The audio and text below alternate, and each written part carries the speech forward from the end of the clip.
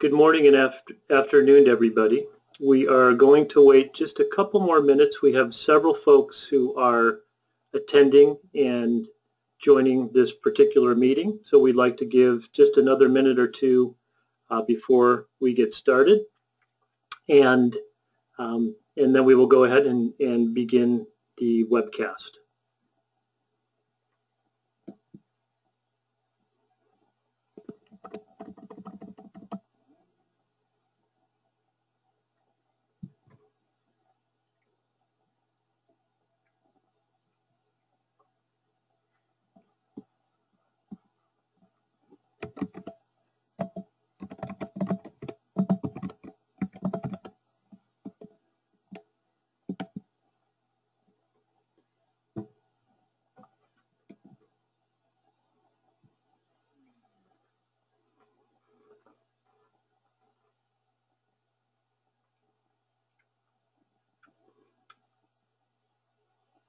Great, and I see several more people joining this presentation. We're going to go ahead and get started, and thank you again for joining this session. The impact of the OCR announced $1.55 million settlement related to provider BA management, an educational session on what happened and perhaps what you can do to help avoid this type of issue with your own organization. And certainly with the new and near completion of the transition to a digital health record, the government is now really focusing more energy and time to audit and verify that organizations are following and complying with HIPAA as it relates to this and security-related assessments. And they're putting a lot of effort and a lot of money into this to improve and ramp up that enforcement. My name is Tom Leahy, and I will be conducting this webinar. Sorry, I'm just having an issue with, let me see if I can go back. My apologies, they were having some slide transition. My name's Tom Leahy. I've been in healthcare and business development for close to 30 years, specifically in the areas of compliance, accreditation, and risk. And the agenda for the meeting today is the following. One, we're going to talk a little bit about a particular entity, North Memorial in Minnesota, that was recently fined $1.55 million as it related to issues in oversight of their business associates. We're going to talk a little bit about the overview of changes in HIPAA requirements related to business associate and vendor management. And we'll offer some advice and insight as to what perhaps could have been done to have avoided this issue or avoided these fines. And then we will go into a Q&A. Just as a note, you will see on the right side of your panel an area where you can ask questions. And we will conduct that at about 20 minutes past the hour. So the session itself should only last about 20 minutes, and then we will open it up for Q&A. So briefly, what happened? As many of you may be aware, North Memorial was recently fined $1.5 million as it related to an issue with a business associate that they had. And specifically, this business associate ended up breaching a significant amount of PHI records that belonged to North Memorial. And as this investigation took place to look into the issue by OCR, two things really came out. And some of them seem fairly simplistic, but given an organization that a typical hospital is managing many hundred to thousands of agreements, it's not a big surprise that issues like this could happen. But basically what came from the fine was the following. They had found out that this particular BA had done the breach and that North Memorial and this BA did not even have a business associate agreement in place.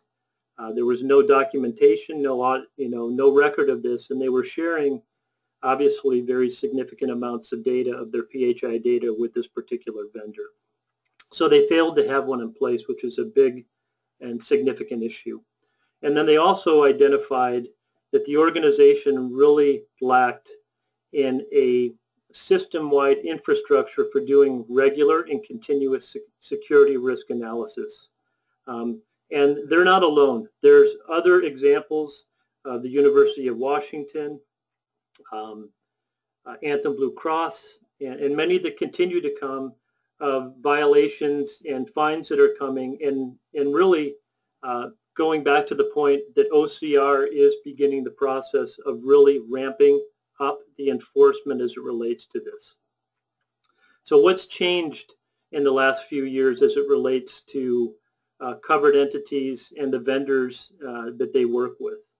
Well, in the past, prior to 2013, actually a business associate agreement in and of itself, as long as you had one signed as a covered entity, you pretty much absolved yourself of any liability as it related to that business associate. Now, of course, if there was a breach or an issue with them, there's other underlying factors related to notoriety and press with that.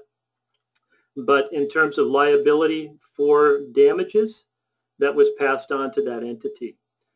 That has since changed. In 2003, changes to the HIPAA requirements stated not only that the covered entity or a business associate with downstream business associates had to have an agreement in place, but they also had to have a process for validating and auditing as their compliance with the requirements of that particular BA agreement. And of course, that's a big task.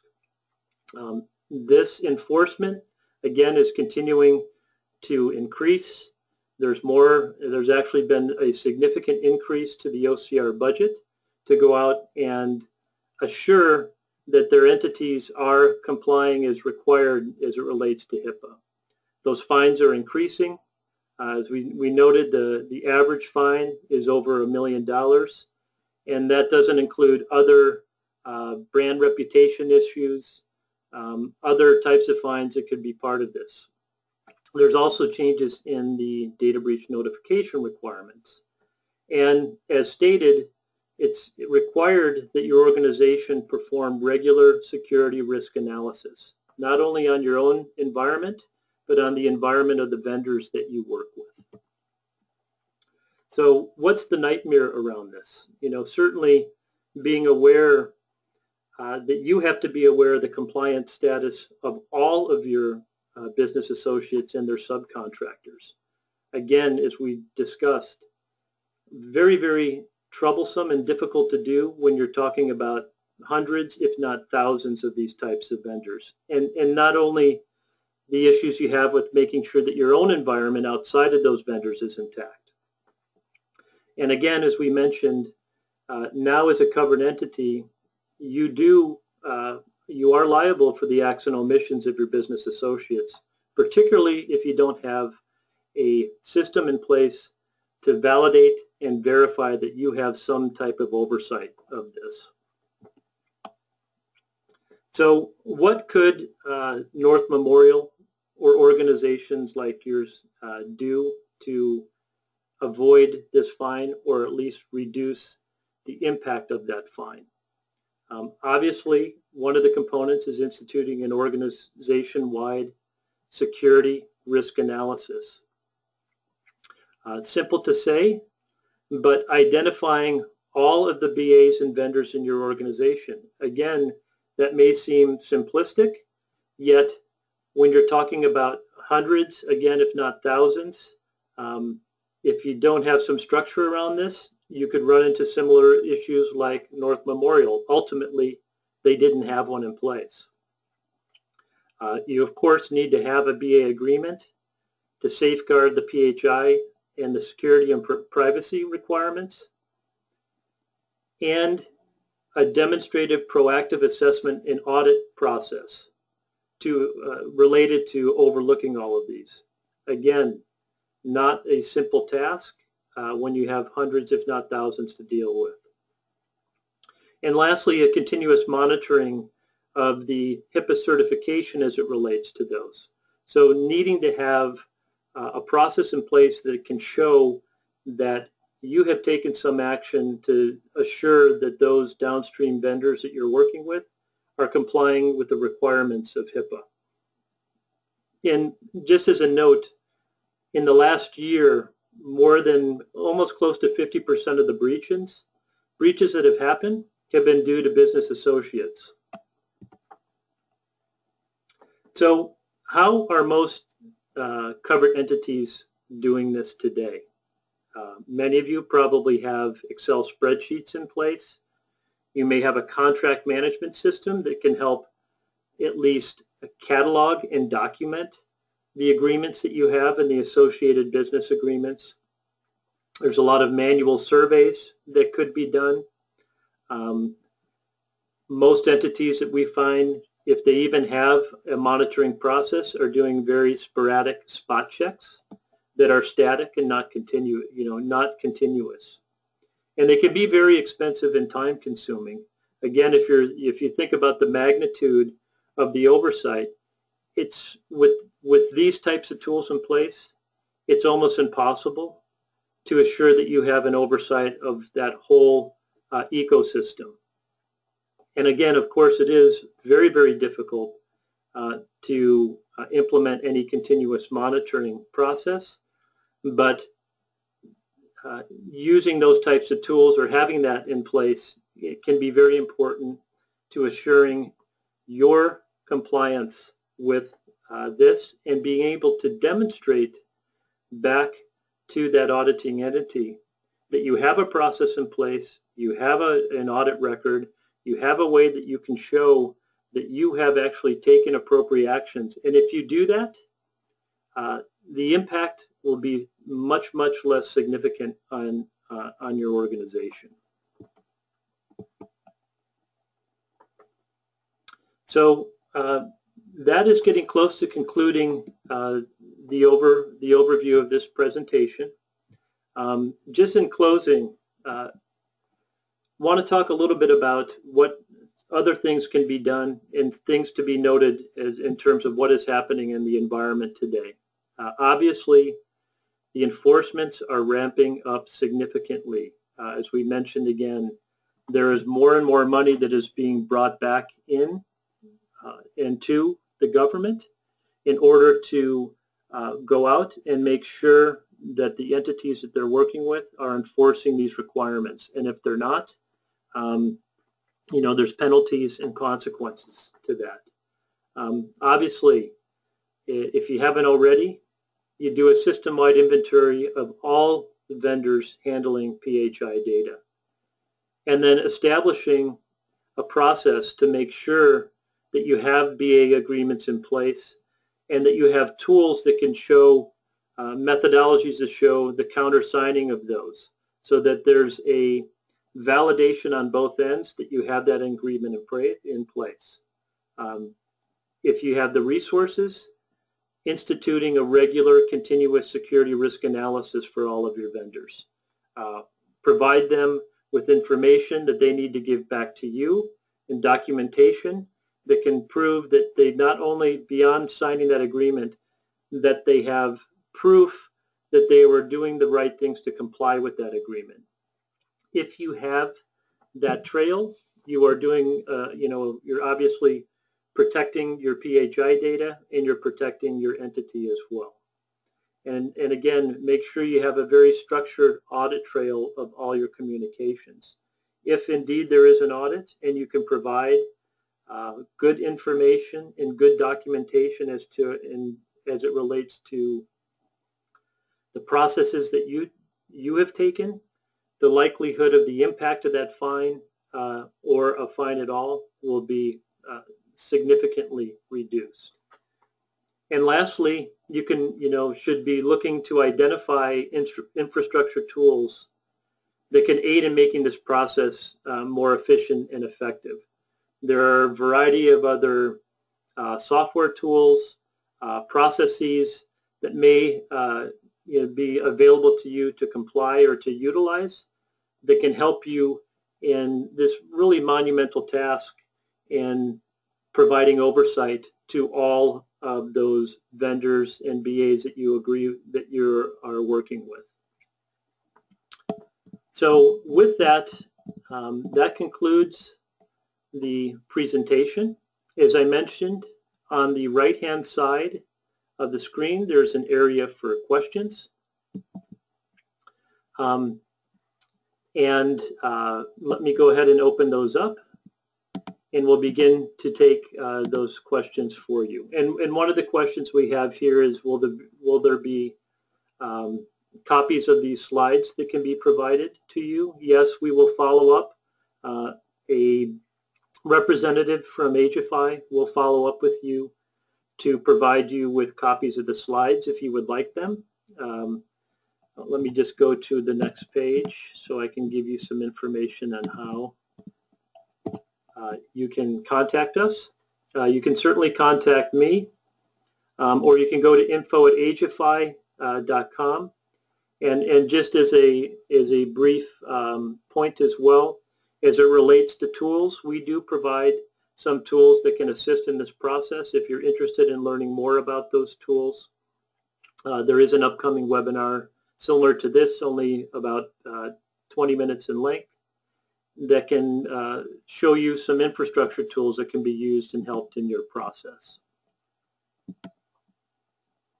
And actually, one of the questions, one of the next questions that came up was whether HIPAA provides solutions to help with these issues. And the answer is we do, and certainly there are other solutions that are out there that you can take avail from as well. But if you'd like to learn more, as I mentioned, please, here's a number of different ways that you can contact us, and we'll follow up with you as well. And so one of the other questions was, can you provide, I noticed in the slide presentation that you have a hyperlink to that particular fine that was placed, and yes, we do. Let me just exit here for a second. And if you were to go into the presentation, that hyperlink should be made available.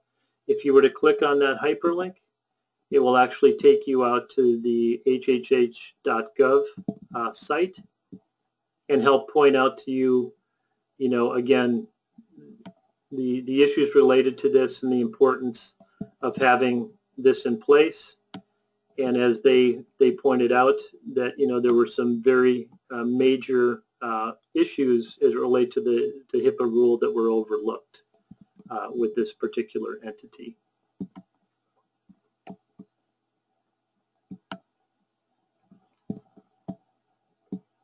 Let me take a look at some other questions here.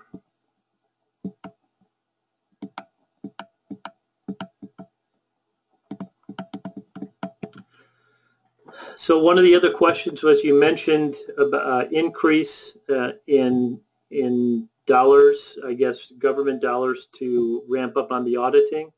Yes, and I can send you that source.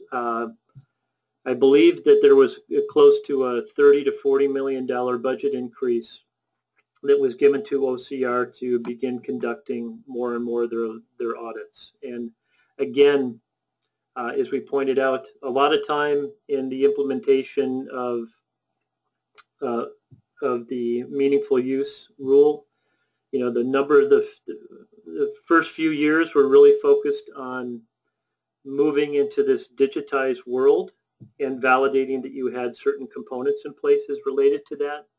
We're getting towards the end of actually the implementation, and now there's a lot more focus that's going into the enforcement of the security as it relates to that. It's, every day we're hearing about new issues related to breaches and cybersecurity breaches, and particularly in healthcare with areas like the ransomware that came out that affected MedStar.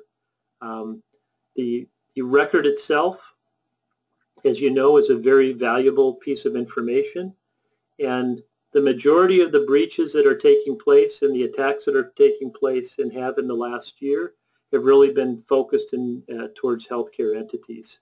So more and more focus is going to be, put into place around assuring that you not only have your systems in place, but you have very good risk systems in place to help protect that very valuable information.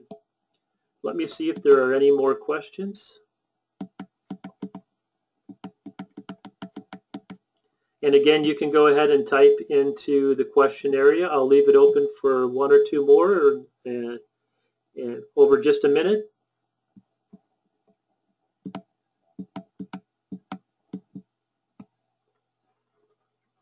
And I don't see any other coming in. So again, we want to thank you very much for your time.